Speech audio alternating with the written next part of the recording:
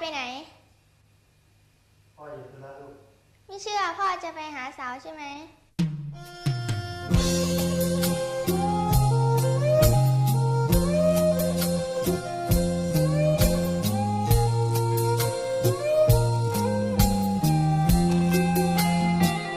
ลืมพี่เสียเธอไม่ต้องมาคอยรอบอกว่าพ่อบ่อยากหนีเมียลงบ้านไหลมานานแล้วเด้อน้องหลายปีลูกจนใหญ่เด้อน้องคันไม่มีทางไปลืมพี่เสียเถิดลาอย่าซาเลืองผ่านมาเด้อน้อง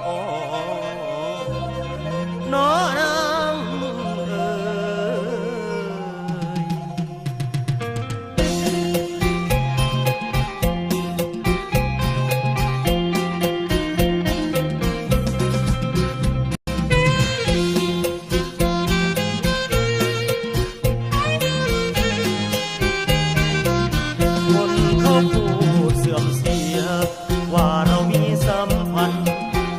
ที่นั้นต้องแอบหลบหนีเมียไปรักก็รักคิดดูแล้วมันหนักใจ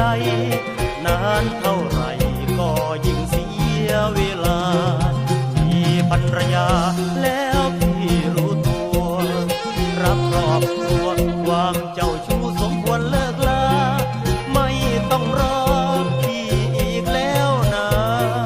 ลืมเถิดนาขอจุ่มตัดใจ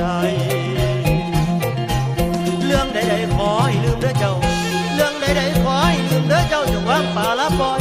ขอตัวเดินที่เบาจังสีนางนองอย่าเหงา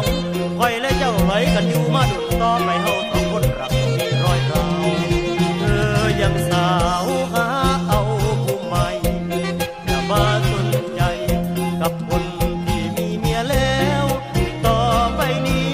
สิบ่มีคนจอบเป็นแมว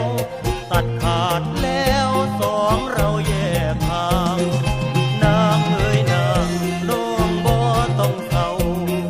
เลิกกับเจ้าคิดว่าพี่ทำถูกถึงหัวใจนั้นเคยพันผูกเห็นแก่เมียและลูกจึงถอนตัวจากเธอบางคืนเพ้อฝันเห็นคือเก่าบางคืนเพ้อฝันเห็นคือเก่าบางมือก็เก่าที่น้ำเจ้าสู้ยามแต่ต้องห่างใจพี่ให้เศร้าคิดเรื่องไม่เคยหลงผิดว่าจะเรื่องไม่มั่นใจอย่าไปเฮ็ดคือแต่กี้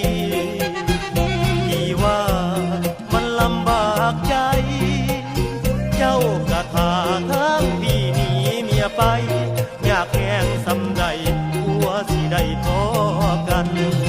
แต่ละวันต้องคอยระวังตัวกลัวก็กลัวข่าวลือชาวบ้านคิดดูมันแสนทรมานสงสารก็สงสารจอบลอยมานานขอบอกกันจงลืมพี่สาเด้ออ้ายว่าจงลืมพี่สาเด้ออ้ายว่าตัดใจสาข้างว่าแฟนและสู่ที่มันแล้วผ่านมาสุขเกิดแก้วตาน้องจ๋าอย่าโกรธ